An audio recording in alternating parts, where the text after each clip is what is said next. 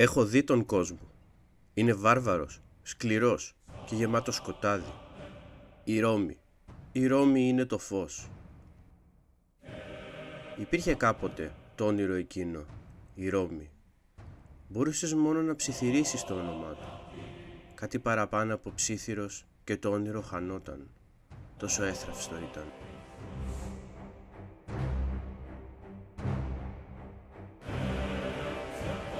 Από αυτοκρατορία σε αυτοκρατορία.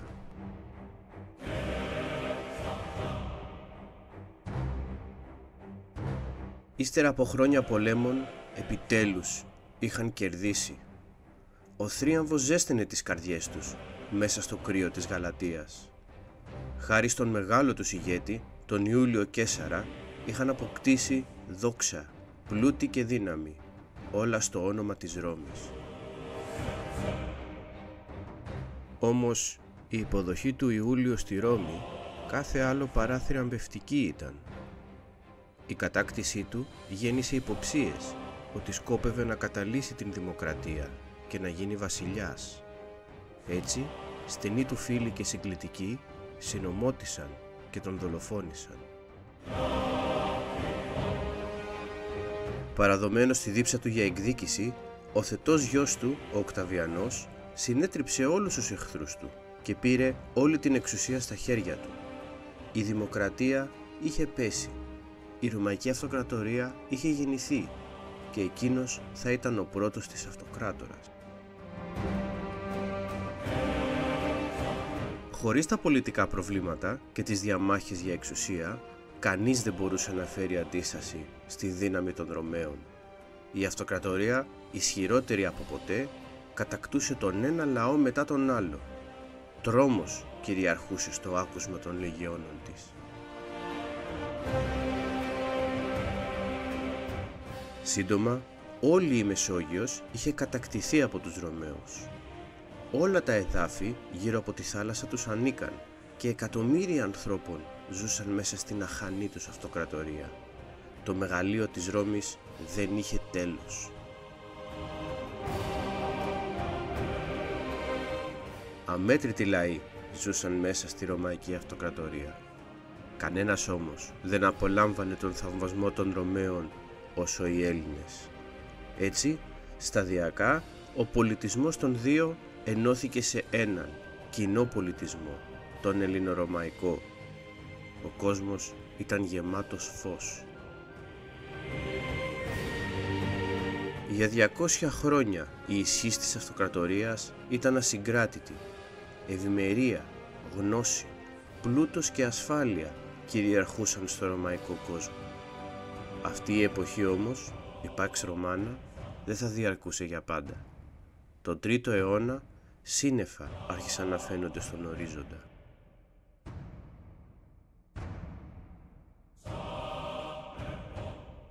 Η αυτοκρατορία δεχόταν επίθεση. Από μέσα, δυσαρεστημένοι λαοί και άρχοντες που ήθελαν εξουσία αποσχίστηκαν. Από έξω, οι βάρβαροι λαοί του Βορρά και οι άσπρονδοι εχθροί της, οι Πέρσες, απειλούσαν τα σύνορα.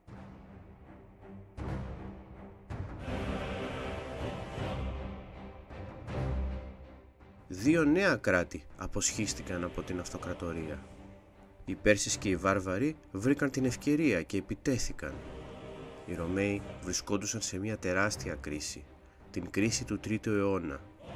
Ο κόσμος ήταν βάρβαρος, σκληρός και γεμάτος σκοτάδι. Στις σκοτεινές στιγμές της αυτοκρατορίας εμφανίστηκε ο Αυριλιανός, ο αυτοκράτορας επανορθωτής. Μέσα σε 20 χρόνια έσωσε την αυτοκρατορία από βέβαιη καταστροφή. Το φως της Ρώμης δεν θα έσβηνε έτσι εύκολα.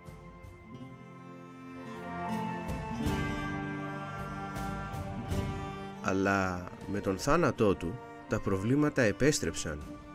Εμφανίστηκε ο θεσμός της τετραρχίας και η αυτοκρατορία διαιρέθηκε σε 4 κομμάτια για να διοικείται καλύτερα.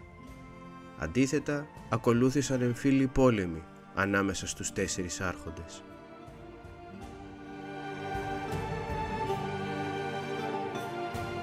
Νικητής στους εμφύλιους αυτούς θα ήταν ο Κωνσταντίνος. ενοποίησε την αυτοκρατορία σε μία μοναδική εξουσία, επανέφερε την ασφάλεια στο ρωμαϊκό κόσμο και έμεινε στην ιστορία ως μέγας. Το φως της Ρώμης δεν θα έσβηνε έτσι εύκολα. Θέλοντας να εγκαινιάσει μία νέα εποχή, ο Κωνσταντίνος μετέφερε την πρωτεύουσα της αυτοκρατορίας στην Ανατολή, σε μία μικρή ελληνική αποικία, το Βυζάντιο. Ονόμασε τη νέα πόλη αυτή Νέα Ρώμη, αλλά εκείνη έμεινε γνωστή ως Κωνσταντινούπολη. Η ομορφιά, ο πλούτος και η χάρη της μάγεψαν όλους όσους τη γνώρισαν. Η Κωνσταντινούπολη θα γινόταν το κέντρο του ρωμαϊκού κόσμου και θα παρέμενε έτσι για 1100 χρόνια. Πολλά πράγματα θα άλλαζαν από την εποχή της Παλαιάς Ρώμης. Μία νέα θρησκεία θα συνέπαινε την αυτοκρατορία, ο χριστιανισμός. Βασισμένος στα διδάγματα του Ιουδαίου Ιησού και περιορισμένος αρχικά σε λίγους πιστούς, σταδιακά κατέκτησε τους Ρωμαίους, αντικαθιστώντας τους παλαιούς θεούς.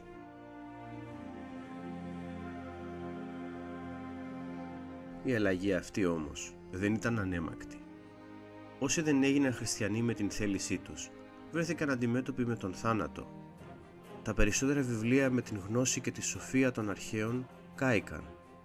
Το φως της Ρώμης χλώμιασε και θάμπωσε.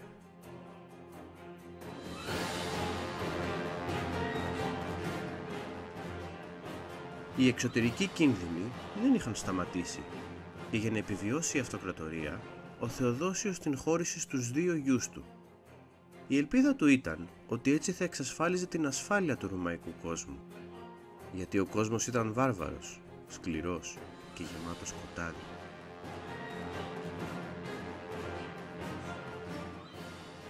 Δυστυχώς, η αυτοκρατορία δεν είχε τη δύναμη που είχε κάποτε. Ήταν αδύναμη από τη διαφθορά των αρχόντων της και από τις επιθέσεις των εχθρών της. Και έτσι ήρθε η μέρα εκείνη που η Ρώμη έπεσε. Το όνειρο εκείνο, το όνειρο της Ρώμης, είχε πια χαθεί. Αλλά ενώ σκοτάδι έπνιγε το δυτικό της κομμάτι, το ανατολικό, βασισμένο στον ελληνικό κόσμο, άντεξε. Και αν η Ρώμη είχε πέσει, η νέα Ρώμη, η Κωνσταντινούπολη, κρατούσε. Και όσο κρατούσε εκείνη, κρατούσε και το όνειρο της Ρώμης.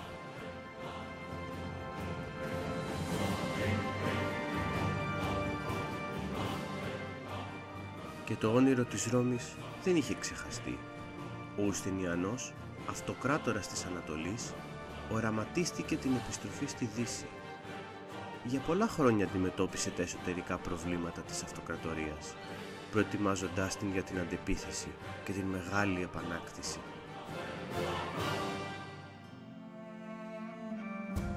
Με τη βοήθεια του Φλάβιου Βελισσάριου, του μεγαλύτερου στρατηγού και φίλου του, ο Ουστινιανός εισέβαλε στη Δύση που είχε πέσει. Ένα προς ένα, τα βασίλεια των βαρβάρων έπεφταν στα χέρια των Ρωμαίων. Και έτσι οι Ρωμαίοι επέστρεψαν στη Δύση και το όνειρο που ήταν η Ρώμη αναγεννήθηκε. Ποτέ ξανά δεν θα είχαν τέτοια δόξα όπως τότε. Αλλά το όνειρο της Ρώμης ήταν έθραυστο. Μπορούσες να το ψιθυρίσεις μόνο, αλλιώς χανόταν. Οι πόλεμοι είχαν εξασθενήσει την αυτοκρατορία και οι εχθροί της επιτίθονταν από παντού. Αν και νικητές, οι Ρωμαίοι δεν μπόρεσαν να κρατήσουν όσα κέρδισαν. Χρόνο με τον χρόνο έχαναν έδαφος, όμως το όνειρο της Ρώμης κρατούσε.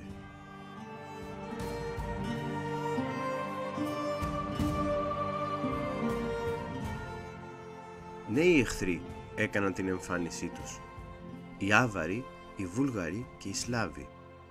Οι Πέρσες, αιώνιοι εχθροί των Ρωμαίων, καραδοκούσαν. Κατώτεροι άνδρες ανέλαβαν τη διοίκηση της αυτοκρατορίας. Το φως των Ρωμαίων άρχισε να σβήνει σιγά σιγά.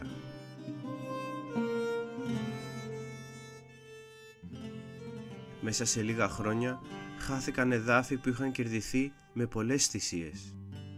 Η Ανατολική Αυτοκρατορία πέρασε σε θέση άμυνας, προσπαθώντας να διατηρηθεί στη ζωή με κάθε τρόπο. Γύρω της βρισκόταν μια θάλασσα εχθρών. Όμως το φως της Ρώμης δεν θα έσβηνε τόσο εύκολα. Μέσα στο σκοτάδι εκείνων των χρόνων εμφανίστηκε ο Ηράκλειος και, όπως οι προηγούμενοι του, έσωσε την αυτοκρατορία από βέβαιη καταστροφή. Αλλά η νίκη του ήταν μόνο μία ανάσα πριν την καταιγίδα που ερχόταν.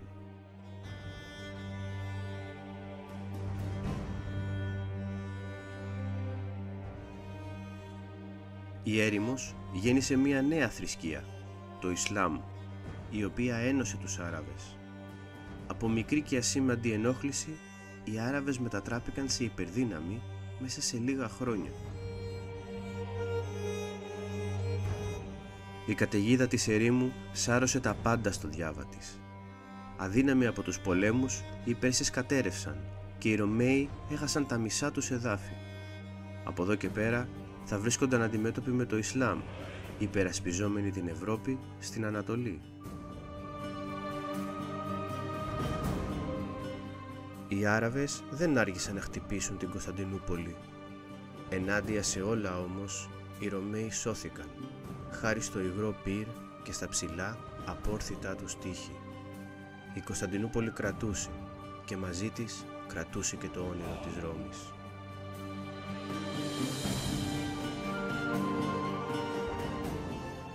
Όσα περισσότερα εδάφη έχαναν οι Ρωμαίοι, τόσο ενισχύονταν ο ελληνικός χαρακτήρας της αυτοκρατορίας. Σύντομα, όλοι μιλούσαν ελληνικά και τα λατινικά πέρασαν σε δεύτερη μοίρα. Και έτσι μεταμορφώθηκαν στους Βυζαντινούς, τους Ρωμαίους της Ανατολής. Μαζί με την ελληνική γλώσσα, ο πολιτισμός τους ενώθηκε με τη χριστιανική θρησκεία. Όσες διαμάχες και αν προέκυψαν μέσα στο χριστιανισμό, ποτέ οι Βυζαντινοί δεν έχασαν την πίστη τους. Ήταν το καταφύγιο, η πανοπλία τους. Ήταν όμως και το όπλο τους. Και την θρησκεία τους την διέδωσαν στους Σλάβους και στους Βούλγαρους, φέρνοντάς τους εγκύτερα στο βυζαντινό πολιτισμό, κερδίζοντας χρόνο και συμμάχους, ασφαλίζοντας τα σύνορά τους και επεκτείνοντας την επιρροή τους. Και έτσι, σιγά σιγά, οι Βυζαντινοί άρχισαν να επανέρχονται. Κάθε χρόνος που περνούσε, τους έβρισκε ισχυρότερους και μπόρεσαν να ανακόψουν τους Άραβες στην Ανατολή. Το φως της Ρώμης δεν θα έσβηνε έτσι εύκολα. Και όταν εμφανίστηκε ένας ακόμη εχθρός στο βορρά, ήταν έτοιμοι και ικανοί να τον αντιμετωπίσουν. Και αν οι Ρώσοι ήταν σκληροί και αδυσόπιτοι πολεμιστές, οι Βυζαντινοί ήταν εξίσου ισχυροί και δυνατοί για να τους αντισταθούν. Οι δύναμοι του Βυζαντίου επανέρχονταν χρόνο με το χρόνο. Και παρόλο που έχαναν εδάφη στη Δύση, δυνάμωναν στην Ανατολή. Όμως το όνειρο της Ρώμης ήταν έθραυστο. Μπορούσες να το ψιθυρίσεις μόνο, αλλιώς χανόταν.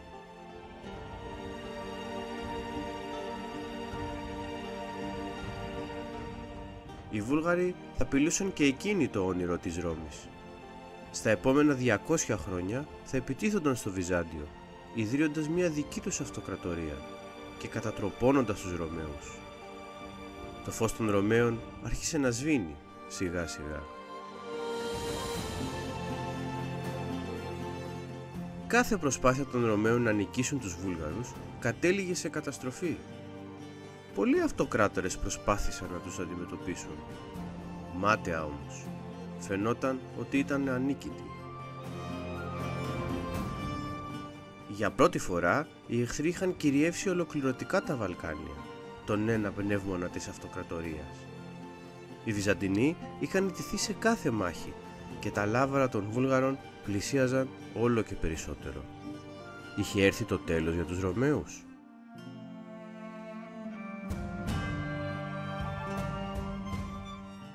Όμως, στην πιο σκοτεινή στιγμή, οι Βυζαντινοί στάθηκαν τυχεροί. διότι ανάμεσα στις Σίτες εμφανίστηκαν λαμπροί αυτοκράτορες και οι ηγέτες αυτοί θα έσωζαν την αυτοκρατορία.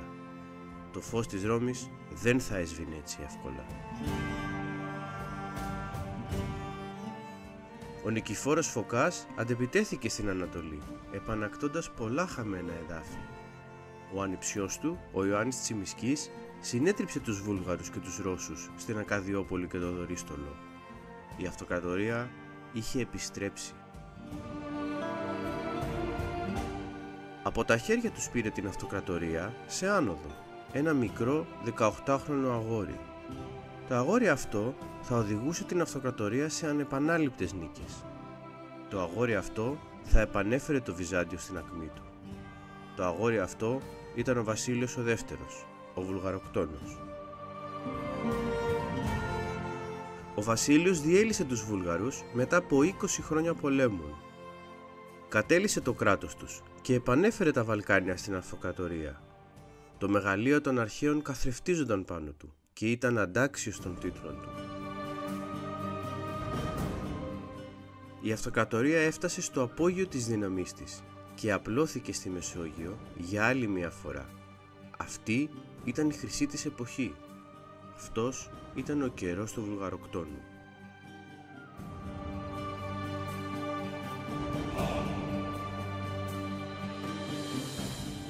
Για τα επόμενα 50 χρόνια η αυτοκρατορία απέκτησε ευημερία, πλούτο και γνώση.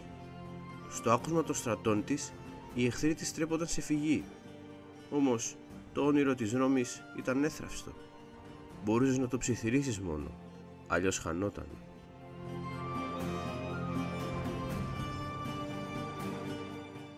Κατώτεροι ηγέτες ανέλαβαν να οδηγήσουν την αυτοκρατορία.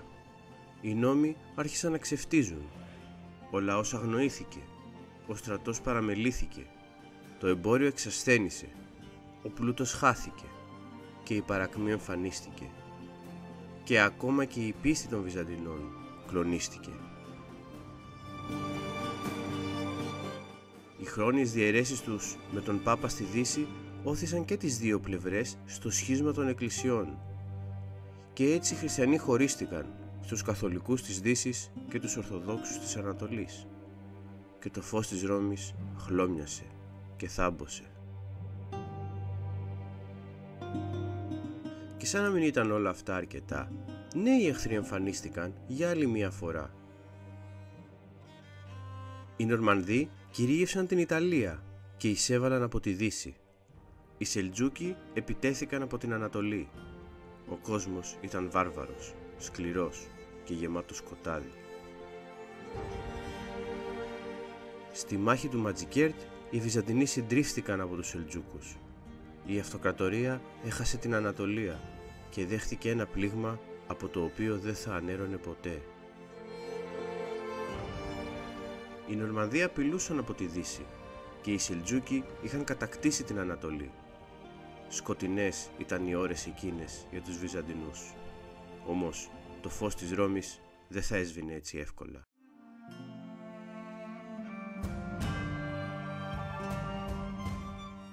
Μέσα στο σκοτάδι εκείνων των χρόνων εμφανίστηκε ο Αλέξιος Κομνηνός και, όπως οι προηγούμενοι του, έσωσε την αυτοκρατορία από βέβαιη καταστροφή. Νίκησε τους Νορμανδούς στη Δύση και στράφηκε στην Ανατολή. Όμως το Βυζάντιο ήταν αδύναμο και γι' αυτό ζήτησε βοήθεια από τον Πάπα. Ο Πάπας αποφάσισε να βοηθήσει το Βυζάντιο, ελπίζοντας να συμφιλιωθεί η Δύση και η Ανατολή. Ζήτησε από όλους τους καθολικούς να ράψουν ένα κόκκινο σταυρό στον νόμο τους, να βοηθήσουν τους αδερφούς τους στην Ανατολή και να ξαναπάρουν την Ιερουσαλήμ. Εμπρός στις πύλες της Κωνσταντινούπολης είχαν μαζευτεί αμέτρητοι άνδρες. Η ισχύς της Δύσης είχε έρθει και η βοήθεια ήταν απροσδόκητη για τους Ρωμαίους. Η Ρώμη θα βοηθούσε τη Νέα Ρώμη. Αυτή θα ήταν η πρώτη σταυροφορία. Μέσα από πολλές δυσκολίες, μάχες, απώλειες, προδοσίες και παρολίγονίτες, η πρώτη σταυροφορία πέτυχε το σκοπό της. Επανέφερε εδάφη στους Βυζαντινούς και κατέλαβε την ιερή πόλη της Ιερουσαλήμ. οι Βυζαντινοί επανέκτησαν μεγάλο μέρος της Ανατολής. Τώρα θα μπορούσαν να συνταχθούν και να ανακτήσουν την δύναμη που είχαν χάσει. Όμως το όνειρο της Ρώμης ήταν έθραυστο. Μπορούσες να το ψιθυρίσεις μόνο, αλλιώς χανόταν.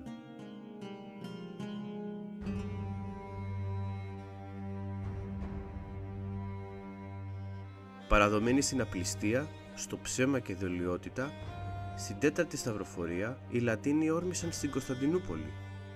Μάταια ο Πάπας διέταζε να μην πειραχτεί η πόλη και να μην επιτεθούν οι Δυτικοί στους Βυζαντινούς.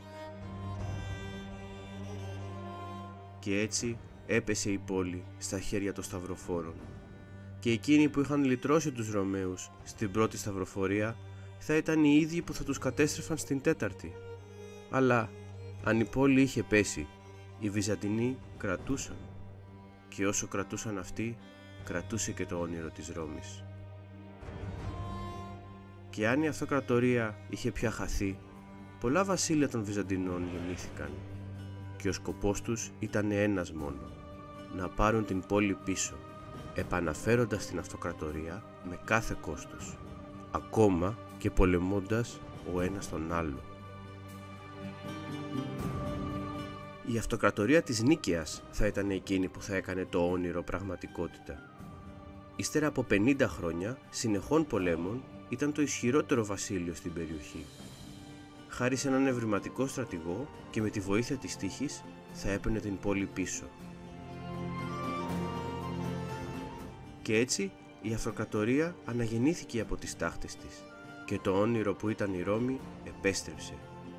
Αλλά τα άλλα βασίλεια αρνήθηκαν να ενωθούν με την αυτοκρατορία και ο πόλεμος δεν σταμάτησε ποτέ. Και αν η πόλη επέστρεψε, δεν ήταν παρά μια σκιά του εαυτού της.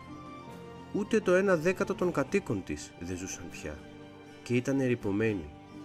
Και αν το φως έλουζε τους δρόμους της, ελάχιστοι τους περπατούσαν πια. Το όνειρο της Ρώμης ήταν έθραυστο.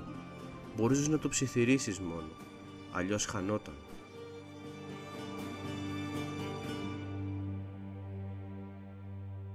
Αυτή τη φορά, στις σκοτεινές στιγμές εκείνες, δεν εμφανίστηκε κάποιος για να σώσει την αυτοκρατορία. Αν ήρθε κάτι, μέσα από τις σκιές, ήταν η διχόνοια. Εμφύλοι θα ξεσπούσαν ανάμεσα στους Βυζαντινούς. Διαμάχες για την εξουσία, διαφωνίες για την πίστη, συγκρούσεις για τον πλούτο. Νέοι εχθροί θα έκαναν την εμφάνισή τους. Οι Μογγόλοι ίδρυσαν μια αχανή αυτοκρατορία, η οποία όσο γρήγορα γεννήθηκε, τόσο γρήγορα χάθηκε, σαν μια αναλαμπή. Όμως από τα ερείπια της θα ορθωνόταν οι Οθωμανοί Τούρκοι, ικανοί πολεμιστές και φανατικοί μουσουλμάνοι.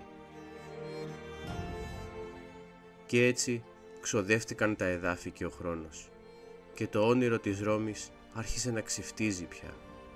Δεν είχε απομείνει άλλη δύναμη στον κόσμο των Ρωμαίων.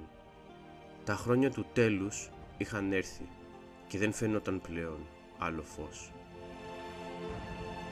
Χρόνο με τον χρόνο, ο βυζαντινός κόσμος έπεφτε στα χέρια των Οθωμανών και η πόλη έμεινε να στέκει μόνη, σαν ένα νησί περιτριγυρισμένο από μια θάλασσα που μένεται μέσα σε μια καταιγίδα. Αλλά η πόλη κρατούσε και μαζί της κρατούσε και το όνειρο της Ρώμης.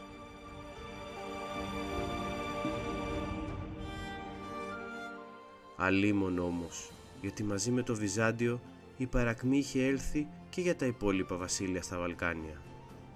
Και αν προσπάθησαν να σταματήσουν τους Οθωμανούς, τελικά απέτυχαν και ένα-ένα έσβησαν. Μόνοι τους είχαν απομείνει οι Ρωμαίοι. Μία νέα αυτοκρατορία, η Οθωμανική, γεννιόταν σιγά σιγά, αντλώντας δύναμη από την πτώση των εχθρών της. Δεν θα αργούσε να έρθει η ώρα της πόλης και οι παλαιολόγοι γνώριζαν ότι η μόνη ελπίδα ήταν στη Δύση.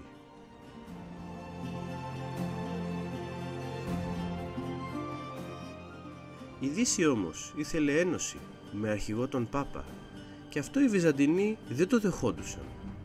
Προτιμούσαν να πολεμήσουν και να ιτηθούν μόνοι τους παρά να αλλάξουν την πίστη τους.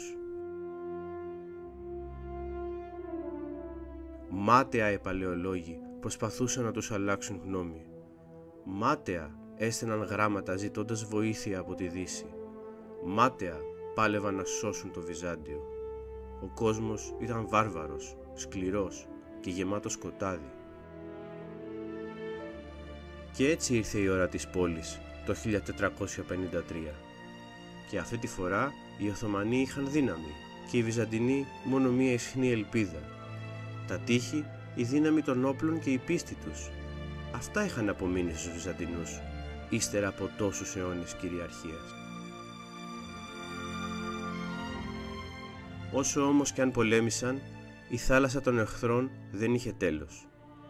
Ενάντια στη δύναμη που είχε υψωθεί από την Ανατολή, δεν μπορούσε να υπάρξει πια νίκη και η πόλη έπεσε.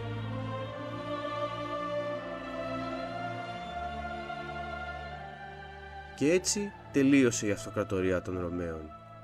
Για 1500 χρόνια έζησε το όνειρο εκείνο της Ρώμης. Όμως ο κόσμος ήταν σκληρός, βάρβαρος και γεμάτος σκοτάδι και το όνειρο της Ρώμης ήταν και εκείνο έθραυστο, ίσα να το ψιθύριζες χανόταν.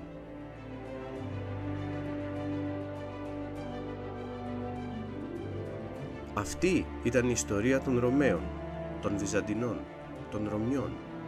Αυτή ήταν η ιστορία από αυτοκρατορία σε αυτοκρατορία. Και αν στεναχωριέσαι για το όνειρο της Ρώμης που έζησε τότε, μάθε ότι το όνειρο σώθηκε και πως θα σου πω την ιστορία του.